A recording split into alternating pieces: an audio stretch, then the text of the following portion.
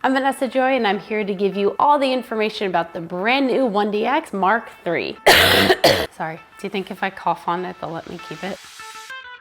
I know what you're thinking. Why would Canon launch another heavy DSLR when the whole world is crying for mirrorless professional cameras from them? I've always appreciated the 1DX line, but I've been envious, truth be told, of the mirrorless tech, and I've been waiting for my next camera jump. All right, so this baby is my dream. I've been shooting with the 1DX line, so that's definitely my home base because of the reliability and the durability, a bunch of other factors. But what's new? What is this camera all about? And thanks so much to Canon for letting me have this in my hands. For the past 2 weeks or so, I was able to shoot an actual job with it and a styled shoot with it as well.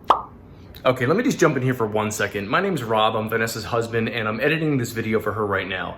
Vanessa has this really bad habit of saying the phrase "as well" repeatedly whenever she's recording these videos, so we're gonna tally up how many times she says it. For the past 2 weeks or so, I was able to shoot an actual job with it and a styled shoot with it as well. So you're gonna see a lot of those images popping up to see the kind of images that are coming out of this camera. First of all, form factor, it's pretty much exactly like the 1DX Mark II. There's really nothing you're gonna feel different except for this brand new autofocus button. It's not even a button really. Everyone's been wondering what the heck this is since the development announcement. That's been like the secret. There are a few other things, one port moved to the other side, but this new button right here, the smart controller as Canon is calling it, you're gonna love what it does, I promise. Starting off with the basic specs, this has a new 20.1 megapixel CMOS sensor. Now I know what you're thinking, why is it only 20 megapixels? That seems really low, but it has a new 16-point low pass filter. So these three things combined give you an improved sense of sharpness, improved sense of resolution, and better noise reduction as well. You're gonna love the images that come out of here, I promise you.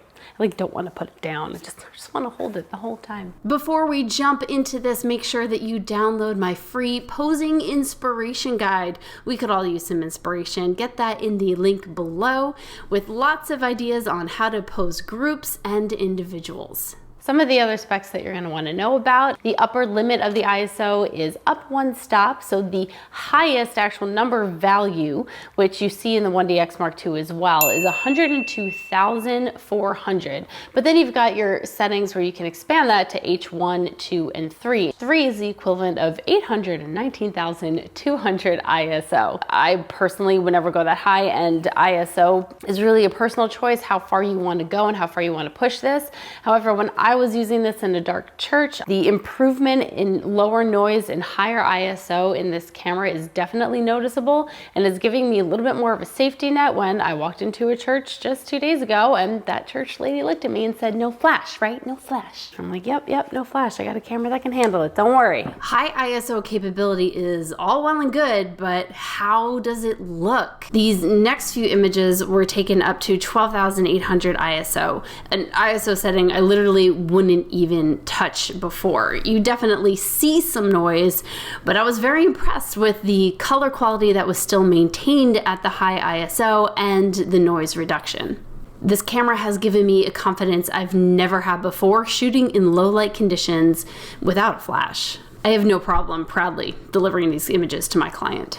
Frames per second is the big one here. This mechanical shutter goes up to 16 frames per second, and that's an improvement of the 14 frames per second with the 1DX Mark II. However, they've also improved the blackout time towards the end. So you're really being able to see your subject more throughout that whole burst of 16 frames per second. Now, it's 16 frames per second when you're looking through the viewfinder, but one of the best things about this camera is it has a sort of optical viewfinder, DSLR and mirrorless hybrid quality to it. And that sounds kind of weird, but what they've essentially done is enhanced the live view to become more of like a mirrorless shooting camera. So now when you go into live view, your frames per second actually goes up to 20. Huge. And not only just in live view, but in full silent mode, which is something that we finally have. You can shoot completely silent, not the silent mode that's in the 1DX Mark II where it actually still makes a noise, just less obnoxious, completely silent. So this is going to be great for you photographers who are doing press release type stuff, even in churches for me with weddings or just photographing golf. Now you can take pictures in someone's backswing. Also, with the new dual card CF Express that we've got here, it's allowing you to hold down that shutter button like forever. They're telling you that you can do it for up to 1,000 photos, but rumor has it, it's been held down for like well over a minute and there's no lag whatsoever. Yes, by the way, 2 card slots, yay. Not so yay, however, is how expensive those CF Express cards are gonna be. That one hurt a little bit, especially since I gotta send this camera back. I'm gonna buy this camera, honestly, it's gonna happen. A brand new type of shooting that you can do is HEIF format. Now, the HEIF is actually what like a lot of phones shoot with. But you can shoot in that mode here in this camera. It's an option that you have to select, but it's going to give you that 10-bit recording, which means you've got more detail in the highlights, a little bit brighter images, and more smooth gradation from the lights to the darks. Not something that I'm gonna use, but always good to know that the technology is advancing in these cameras. Let's talk about the focusing. The focusing is probably my favorite improvement. Now, I was shooting a wedding the other day and I had both the 1DX Mark II and the 1DX Mark III. And I tell you, man, I was missing some of those focusing features when I kept going back and forth. This is also making me shoot a lot more in live view. Like I mentioned, it's sort of a hybrid between the DSLR and the mirrorless camera. So when I'm shooting in live view, I'm actually tapping on the touchscreen LCD, by the way, and it tracks them beautifully. You can see the square on the eye, and then it's also detecting the head. So when my subject does a spin and turns around, I'm not losing focus on them because it has that added head detection as well as the face and eye detection. The new focusing system has given me the confidence to nail focus at lower apertures and with continually moving objects.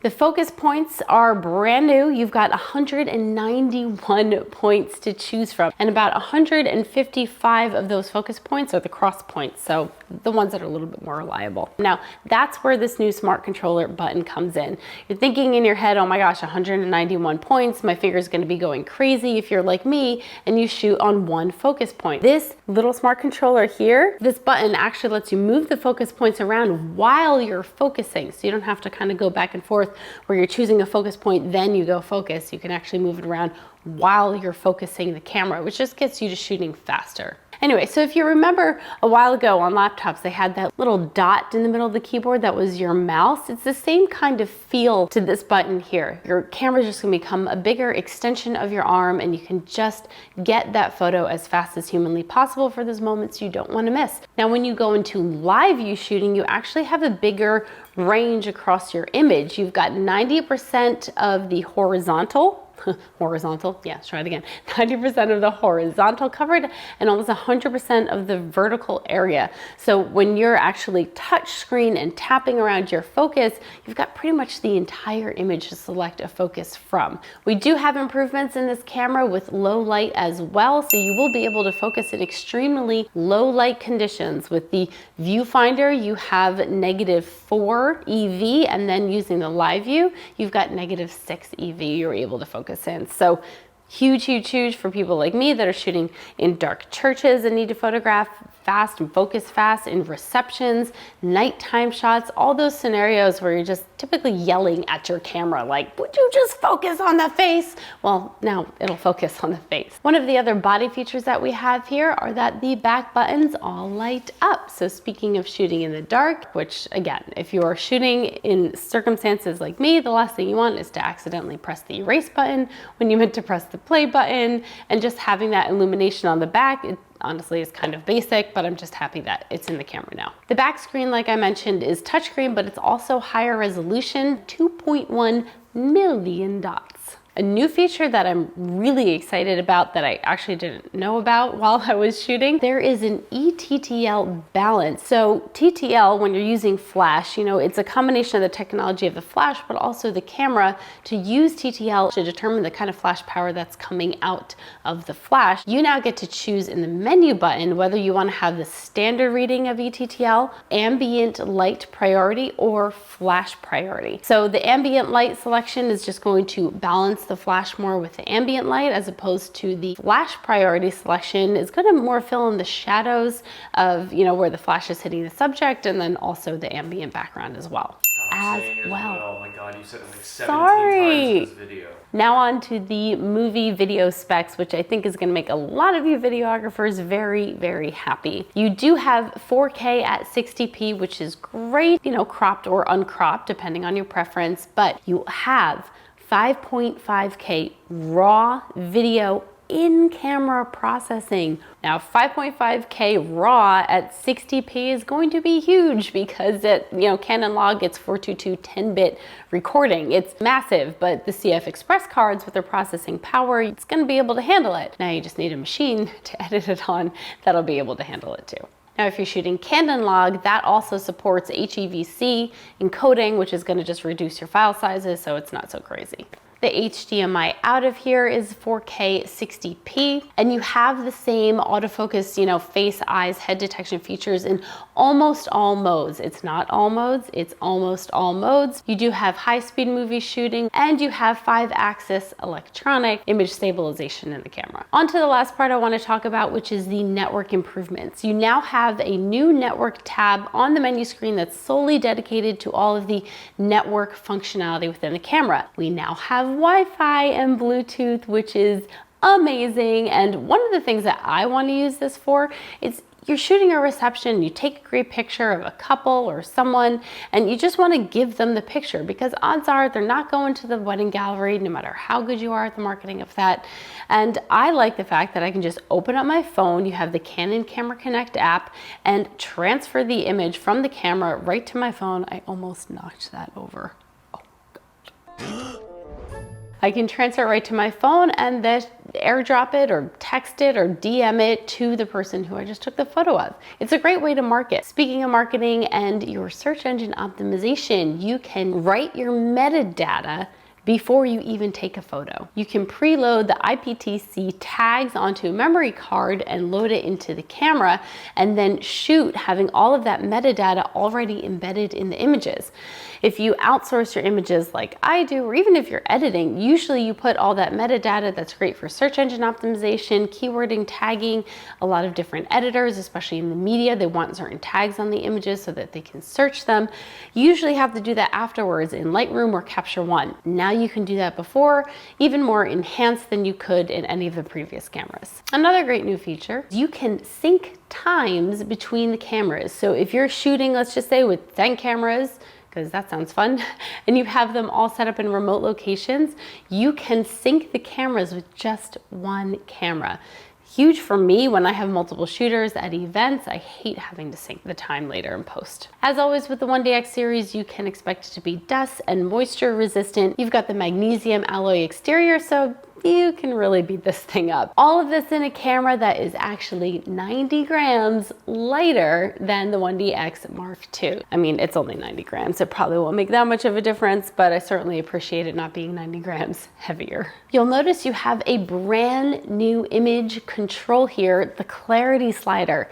Usually we do this afterwards in post-production, but you can control the clarity from -4 to +4 right in camera. All these things combined, here's what I'm thinking. I do same-day edits on weddings. I typically take the raw photos, throw them into my laptop, and then I edit them, and then I export them. Now I can control clarity. There is raw processing in here. I can adjust the JPEGs how I want it to be. Like, I like a little bit more contrast, and you can do that. I like a little bit more color, vibrance, and you can do that in your picture profile. And now I could even put the clarity slider -1, which is what I would do to just smooth out the skin a little bit for my brides and grooms. I don't think I'm gonna need to bring my laptop to do same-day edits anymore. I can just have the photos go straight to my phone and then do a same-day edit right through my phone. I actually print off my phone onto like a Canon IV or something where I can give them a cute little small book of pictures, and then I'm putting them up on Instagram and sharing them that night at the wedding. I like the overall workflow improvements to this camera. I'm looking at moments differently. I'm able to live in them a little bit more, just having all of the extra functionality right at the tip of my fingers. Hopefully I get to keep, I know I actually have to ship it back like tomorrow, but definitely is going in my bag. So did Canon create an old school DSLR camera that's made for dinosaur photographers? Not a chance, in my opinion. Given the system's clear improvement and perks of shooting in live view, I'd say this is very much a DSLR mirrorless hybrid of sorts. At the very least, it's potentially giving us a peek at what Canon likely has up their sleeves for their mirrorless line, while at the same time giving DSLR users a beautifully designed, crazy reliable camera with lots of the perks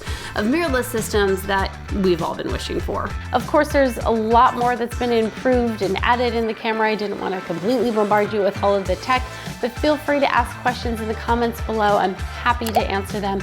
And of course, hit subscribe, ring my bell, and I'll see you next time.